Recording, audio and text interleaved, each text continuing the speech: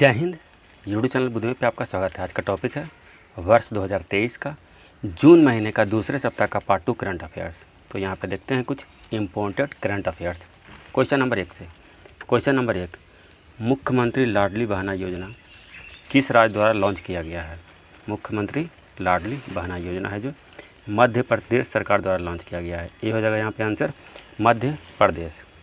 इसकी घोषणा हालांकि 5 मार्च 2023 को कर दिया गया था, लेकिन अब लागू किया गया है।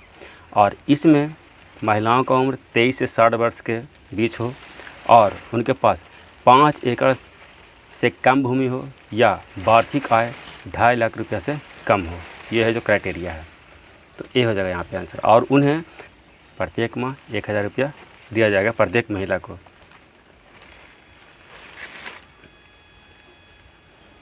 अगला प्रश्न है, प्रधानमंत्री ने पहला राष्ट्रीय प्रशिक्षण सम्मेलन का उद्घाटन कहाँ से किए हैं? राष्ट्रीय प्रशिक्षण सम्मेलन का उद्घाटन है जो नई दिल्ली से किए हैं। बी हो जाएगा इसका आंसर, नई दिल्ली। सम्मेलन का आयोजन क्षमता निर्माण आयोग द्वारा किया जा रहा है और इसका उद्देश्य है देश भर में प्रशासनिक सेवा प्रशिक्षण संस्थानों के बीच सहयोग बढ़ावा देना और प्रशासनिक अधिकारियों हेतु प्रशिक्षण अवसंरचना को मजबूत करना, इसका उद्देश्य है। अगला प्रश्न, मुंडा विद्रोह के नायक बिरसा मुंडा की मृत्यु कब हुई थी?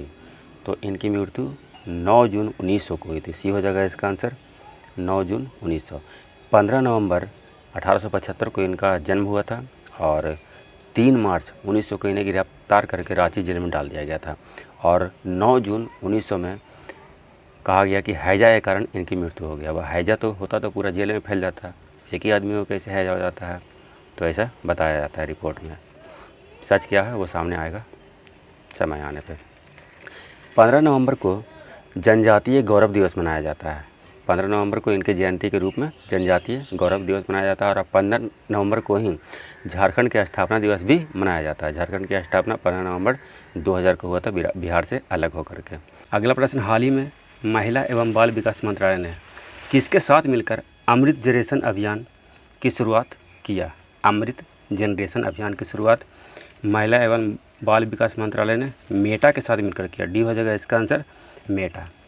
इसके तहत 16 से 18 आयु वर्ग के बच्चे इंस्टाग्राम और फेसबुक पर रील बनाकर अपनी प्रतिभा का प्रदर्शन कर सकेंगे। यह सोशल मीडिया पर भविष्य के लिए भारत के युवाओं को सशक्त बनाने का एक पहल है। तो मेटा हो जाएगा, डी आंसर हो जाएगा। अगला प्रश्न है, फ्रेंच ओपन 2023 का खिताब किसने जीता? नोवाक जोकोविच ने। बी हो जाएगा इसका आंसर, कैस्पर रूड को हराकर। और इनका यह 23वां ग्रैंड स्लैम खिताब हो गया, 23वां।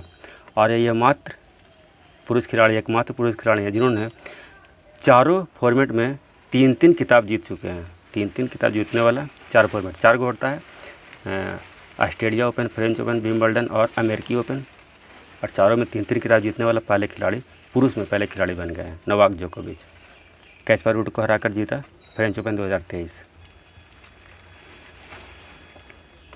अगला प्रश्न है, the state of India's environment 2023 का 8वां संस्करण CSE ने जारी किया। रिपोर्ट में पर्यावरण के क्षेत्र में पहला स्थान किसने प्राप्त किया? तो पर्यावरण के क्षेत्र में पहला स्थान तेलंगाना ने प्राप्त किया। ये हो जाएगा इसका आंसर, दूसरा गुजरात, तीसरा गोवा और चौथा महाराष्ट्र है। ये हो जाएगा यहाँ पे आंसर, तेलंगाना। यहाँ पर CSE का फुल फॉर्म हो गया centre for science and environment. और गुजरात है जो आधारभूत संरचना और मानव विकास के मामले में भी पहला स्थान प्राप्त किया है। आधारभूत संरचना और ह्यूमन डेवलपमेंट में पहला स्थान गुजरात में प्राप्त किया है। अगला प्रश्न, किलाउआ ज्वालामुखी में हाल ही में एक बार फिर विस्फोट हुआ। यह कहाँ स्थित है? किलाउआ ज्वालामुखी है जो हवाई ज्वालामुखी राष्ट्रीय उद्यान में स्थित है। ये हो जाएगा इसका आंसर, जो अमेरिका में है। अगर सिर्फ अमेरिका होता तो यहाँ पर अमेरिका आंसर हो जाता, लेकिन अमेरिका में कहाँ? तो हवाई ज्वालामुखी राष्ट्रीय उद्यान में, इसलिए ये आंसर हो जा रहा है यहाँ पे। अगला प्रश्न है, 2 दिवसीय समुद्री साझेदारी अभ्यास का पहला संस्करण का आयोजन ओमान की खाड़ी में किया गया है। पहला ही संस्करण है जो ओमान की खाड़ी में किया गया आयोजन में किस देश या देशों के बीच किया गया? तो इसमें फ्रांस, भारत और संयुक्त अरब अमीरात तीनों देश शामिल है। इनमें से सभी हो जाएगा, डी हो जाएगा यहाँ पे आंसर। अगला प्रश्न है, राष्ट्रीय जल पुरस्कार 2023 के चौथे संस्करण में सर्वश्रेष्ठ राज्य का प्रथम पुरस्कार किसे दिया गया? तो सर्वश्रेष्ठ राज्य में प्रथम पुरस्कार है जो मध्य प्रदेश को दिया गया। ये हो जाएगा यहाँ पे आंसर मध्य प्रदेश।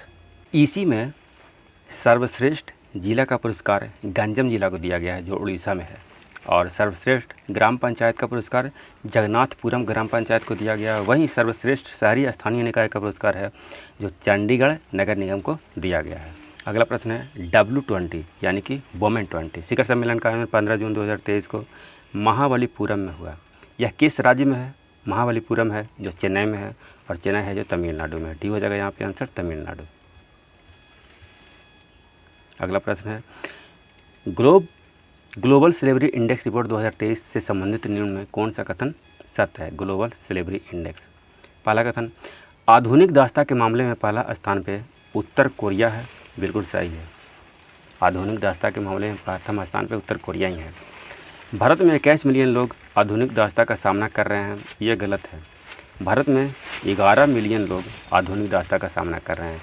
तो कौन सा कथन सत्य है? तो केवल एक सत्य है, ये हो जाएगा यहाँ पे आंसर केवल एक। दास्ता के मामले में सबसे कम संख्या वाला देश स्विट्ज़रलैंड है, और उसके बाद है नॉर्वे और जर्मनी का स्थान आता है। अगला प्रश्न है हाल ही में अटलांटिक डिक्लेरेशन समझौता अमेरिका और किस देश के बीच हुआ? तो ये अटलांटिक डिक्लेरेशन समझौता है जो अमेरिका और ब्रिटेन के बीच हुआ है। बी हो जाएगा इसका आंसर ब्रिटेन। अगला प्रश्न है विश्व बैंक ने दक्षिण एशिया में अपना पहला रोड सेफ्टी प्रोजेक्ट कहाँ लॉन्च किया? दक्षिण एशिया का पहला रोड सेफ्टी प्रोजेक्ट है जो ढाका में। डी हो जाएगा इसका आंसर। इसके लिए बांग्लादेश के साथ समझौता किया गया, और ढाका में $358 मिलियन का रोड सेफ्टी प्रोजेक्ट को लॉन्च किया गया है। अगला प्रश्न पेरिस डायमंड लीग में लंबी कूद में श्री शंकर मुरली ने कौन सा पदक जीता? तो इन्होंने कांस्य पदक जीता, ब्रॉन्ज मेडल, कांस्य पदक। बी हो जाएगा इसका आंसर। लंबी कूद में 8.09 मीटर की छलांग इन्होंने लगाया, और इसका आयोजन है जो पेरिस में ही किया गया था। अगला प्रश्न नोवा कखोबका बांध जो यूक्रेन में है, हाल ही में चर्चा में रहा है, यह किस नदी पर बना है? यह बांध है जो नीपर नदी में बना है। ये हो जाएगा इसका आंसर। इस पर रूस का अधिकार हो चुका था, लेकिन किसी कारण से यह नष्ट हो गया है। अब यूक्रेन बोल रहा है कि रूस ने इसे नष्ट कर दिया है, जिससे कारण यूक्रेन में बाढ़ की समस्या हो गया है। अगला प्रश्न है इवोल्व नामक मिशन किसके द्वारा लॉन्च किया गया? इवोल्व नामक मिशन है जो सिडबी द्वारा लॉन्च किया गया। SIDBI small industry development bank of India, इसका फुल फॉर्म होता है। सी हो जाएगा यहाँ पे आंसर।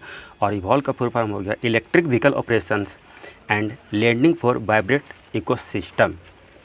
यह मिशन है जो नीति आयोग, वर्ल्ड बैंक, कोरियाई बैंक और कोरियाई आर्थिक विकास नीति सहयोग कोष द्वारा शुरू किया गया है, और इसका उद्देश्य है कि 50,000 इलेक्ट्रिक वाहनों को फंड करना उद्देश्य है। और सिडबी की स्थापना है जो 2 अप्रैल 1990 में हुआ था, और इसका मुख्यालय है जो लखनऊ में है। तो सी हो जाएगा यहाँ पे आंसर। अगला प्रश्न है अंतर्राष्ट्रीय साहित्य सेतु सम्मान 2023 से किन्हें सम्मानित किया गया? हेमलता शर्मा को। डी हो जाएगा यहाँ पे आंसर हेमलता शर्मा को। दामोदर मौर्य इन्हें 57वां ज्ञानपीठ पुरस्कार दिया गया है, और जॉर्जी गोस्पोडिनोव इन्हें अंतर्राष्ट्रीय बुकर पुरस्कार दिया गया है टाइम शेल्टर के लिए, और वहीं टाइम शेल्टर को अंग्रेजी में अनुवाद किए हैं एंजेला रोडेल ने। डी हो जाएगा यहाँ पे आंसर हेमलता शर्मा। अगला प्रश्न भारतीय भूवैज्ञानिक सर्वेक्षण GSI geological survey of India ने सुंदरगढ़ में भारत के सबसे बड़ा प्राकृतिक मेहराब या आर्क की खोज की है। यह है प्राकृतिक मेहराब या आर्क। यह कहाँ स्थित है? यह उड़ीसा में स्थित है। डी हो जाएगा इसका आंसर उड़ीसा में। यह मेहराब है जो जुरासिक युग का माना जा रहा है, 184 से 160 मिलियन वर्ष पूर्व का माना जा रहा है, और यह मेहराब जियो हेरिटेज टैग हासिल करने वाला देश का सबसे बड़ा प्राकृतिक मेहराब बन जाएगा। इसका आधार है जो 30 मीटर लंबा है और 12 मीटर यह ऊंचा है। डी हो जाएगा आंसर। अगला प्रश्न है जनजातीय समूह को PVTG घोषित करने के लिए निम्न में कौन सी शर्तें अनिवार्य नहीं है? देखिए इसके लिए 4 शर्त अनिवार्य है। कौन कौन है? घटती जनसंख्या होना चाहिए, कम साक्षरता दर भी होना चाहिए, और आर्थिक तौर पर पिछड़ापन होना चाहिए। तो कृषि भी पुराने पद्धति पर आधारित होना चाहिए। यहाँ लिख रहा है नई तकनीक पर आधारित कृषि, तो यही नहीं है, पुराने तकनीक पर आधारित कृषि होने चाहिए।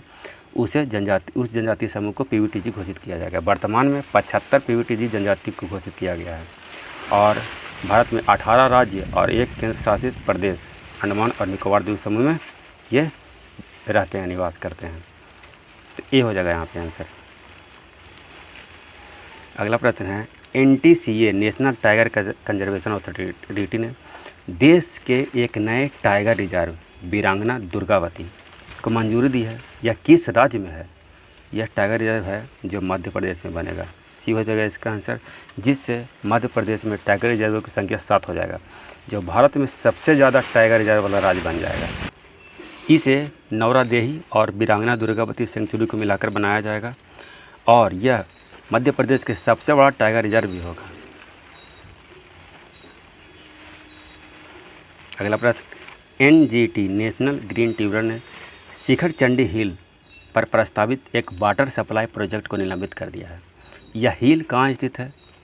शिखर चंडी हिल है जो भुवनेश्वर में है। भुवनेश्वर है जो उड़ीसा में है और उड़ीसा कहाँ है? पूर्वी घाट में है। ये हो जाएगा यहाँ पे आंसर, पूर्वी घाट। अगला प्रश्न है, हाल ही में फिलीपींस के सबसे सक्रिय ज्वालामुखी में विस्फोट हुआ, उसका नाम क्या है? फिलीपींस के सबसे सक्रिय ज्वालामुखी का नाम माउंट मेयोन है। बी हो जाएगा इसका आंसर, माउंट मेयोन, जो लुजान द्वीप पर स्थित है। मौना लोआ जो हवाई द्वीप पर स्थित है और पृथ्वी का सबसे बड़ा सक्रिय ज्वालामुखी है। वहीं किलाउआ यह है जो अमेरिका में स्थित है और माउंट एटना है जो इटली में स्थित ज्वालामुखी है। चारों ज्वालामुखी है ये। अगला प्रश्न है, निम्नलिखित में से कौन सा कथन सत्य है? पहला कथन, केंद्र सरकार ने नस्लीय विवाद को निपटाने के लिए मणिपुर के राज्यपाल अनुसुईया उइके की अध्यक्षता में एक कमेटी गठित किया है। बिल्कुल सही है, एक कमेटी गठित किया गया है। राज्य में विवाद है जो गैर आदिवासी मेइती और आदिवासी नागा व कुकी समूह के बीच चल रहा है, तो ये भी सही है। 1 और 2 दोनों से, सी हो जाएगा यहाँ पे आंसर। गैर आदिवासी मेइती है, उसे राज्य सरकार ने ST का दर्जा देने की सिफारिश की है, इसीलिए इसी कारण यहाँ विवाद हो गया है।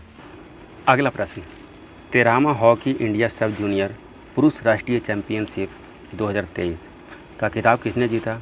उत्तर प्रदेश ने जीता। ये हो जाएगा इसका आंसर, उड़ीसा को हरा कर जीता, जबकि महिला में हरियाणा ने जीता। और ये है इस सेट का आखिरी प्रश्न, संयुक्त राष्ट्र महासभा के 78वें सत्र के अध्यक्ष किन्हें चुना गया? 78वें सत्र का अध्यक्ष है जो डेनिस फ्रांसिस को चुना गया। तो वर्तमान में अभी कसावा कुरोसी हैं 77वें सत्र के, और 78वें सत्र का जो होगा सम्मेलन बैठक होगा सितंबर 2023 में, तो उनमें डेनिस फ्रांसिस बनेंगे। और डॉक्टर अब्दुल्लाह अल मंडोस, इन्हें विश्व मौसम विज्ञान संगठन का नया अध्यक्ष चुना गया है। वहीं जनार्दन प्रसाद को भारतीय भूवैज्ञानिक सर्वेक्षण के नए महानिदेशक नियुक्त किया गया है। तो आंसर हो जाएगा बी, डेनिस फ्रांसिस। वीडियो देखने के लिए बहुत बहुत धन्यवाद।